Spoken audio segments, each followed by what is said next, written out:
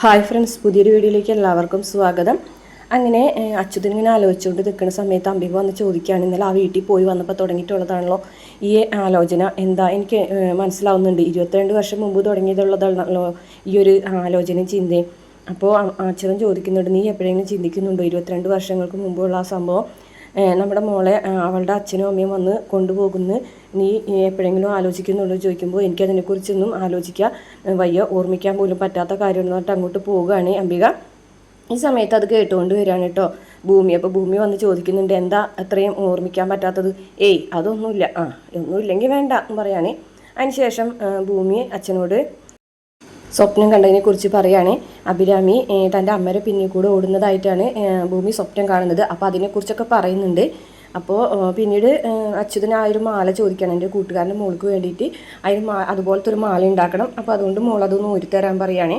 അതിന് ആ മാല ഊരി കൊടുക്കുന്നുണ്ട് കേട്ടോ. പിന്നെ കാണിക്കുന്നത് ട്രസ്റ്റിൽ ചെന്നിട്ട് ചികിത്സാ സഹായത്തിന് വേണ്ടിയിട്ട് ഉള്ള കാര്യങ്ങൾ സംസാരിക്കുമ്പോൾ അവർ അത് റിജക്റ്റ് ചെയ്യാണ്. നിങ്ങൾക്ക് കോഫി ഹൗസൊക്കെ ഉണ്ട്, അതിനൊന്നും നല്ല വരുമാനം ഉണ്ടെന്നൊക്കെയാണ് ഞങ്ങൾക്ക് ഇവിടെ കിട്ടിയിട്ടുള്ള റിപ്പോർട്ട്, അതുകൊണ്ട് തരാൻ പറ്റില്ല എന്ന് പറയുകയാണ്.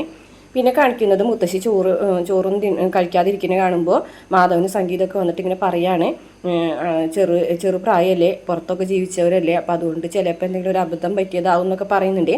ആ സമയത്ത് മാധവൻ്റെ ഫോണിലേക്ക് ഒരു കോള് വരികയാണ്, മുത്തശ്ശിക്ക് കൊടുക്കാൻ പറഞ്ഞിട്ട്. അങ്ങനെ മുത്തശ്ശിക്ക് മാധവൻ ഫോൺ കൊണ്ടു കൊടുക്കുമ്പോൾ ആ പൂജാരി പറയാണ്, അഞ്ജന അവിടെ കയ്യിൽ കർപ്പൂരം കത്തിച്ച് നിൽക്കുകയാണെന്ന്, 25 തവണ ശയനപ്രദക്ഷിണമൊക്കെ ചെയ്തു എന്നൊക്കെ പറയുകയാണ് കേട്ടോ.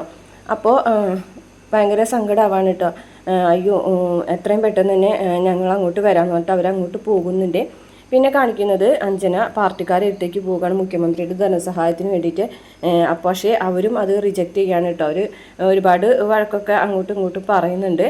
പിന്നെ കാണിക്കുന്നത് അഞ്ജനയുടെ അടുത്തേക്ക് മുത്തശ്ശി വരികയാണ് കേട്ടോ. അങ്ങനെ ഭവാനി ഓടി വന്നിട്ട് എൻ്റെ മോള് മരിച്ചു പോകും, അവൾ ഇനി ജീവിക്കില്ല എന്നാണ് എനിക്ക് തോന്നുന്നത്, എൻ്റെ മോള് നഷ്ടപ്പെട്ടു എന്നൊക്കെ പറയുകയാണ്.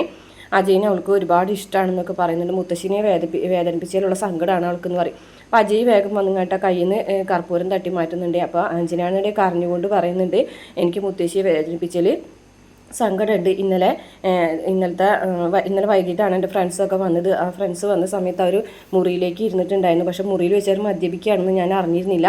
കോളയാണെന്ന് പറഞ്ഞിട്ട് അവരെന്നെ കൊണ്ട് മദ്യം കഴിപ്പിച്ചതാണ്. ഞാൻ ഡൽഹിയിലായിരുന്ന സമയത്ത് പോലും ഞാനതൊന്നും കഴിച്ചിട്ടില്ല. മുത്തശ്ശി എന്നോട് ക്ഷമിക്കണം എന്നൊക്കെ പറയാണ് കേട്ടോ.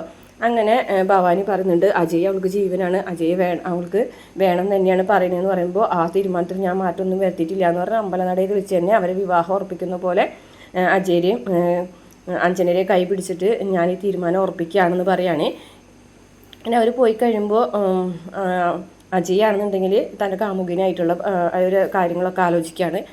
പിന്നെ പൂജാരിക്ക് കുറച്ച് പൈസ ഒക്കെ കൊടുത്തുകൊണ്ട് ഭവാനിയും അഞ്ജനെ അവിടെ നിന്ന് പോരാണ് കേട്ടോ. എന്നിട്ട് ആർട്ടിഫിഷ്യലായിട്ടുള്ള സ്കിന്ന് കയ്യിൽ വെച്ച് പിടിപ്പിച്ചിട്ടാണ് കർപ്പൂരം കത്തിച്ചത്. അപ്പോൾ അതൊക്കെ എടുത്ത് മാറ്റുന്നുണ്ട്. എന്നിട്ട് ചിരിക്കുകയാണ് കേട്ടോ.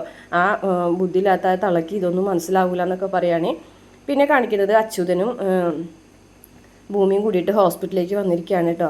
അത്രയാണ് ഇന്നത്തെ എപ്പിസോഡിലുള്ളത്. പ്രമോലാണെന്നുണ്ടെങ്കിൽ അച്യുതനും ഭൂമിയും കൂടെ സംസാരിച്ചുകൊണ്ട് നിൽക്കുന്ന സമയത്ത് പെട്ടെന്ന് തന്നെ അച്യുതന് വീണ്ടും വയ്യാതാവാണ്. അങ്ങനെ ഹോസ്പിറ്റലിലേക്ക് എത്തിക്കുകയാണ് കേട്ടോ. അപ്പോൾ ഹോസ്പിറ്റലിൽ എത്തുമ്പോൾ ഡോക്ടർ പറയുകയാണ്, ഇനി ജീവൻ രക്ഷിക്കാൻ പറ്റുമെന്ന് തോന്നുന്നില്ല എന്ന് പറയാണ് കേട്ടോ. അപ്പോൾ ആകെ സങ്കടപ്പെട്ടിരിക്കുകയാണ് ഭൂമി.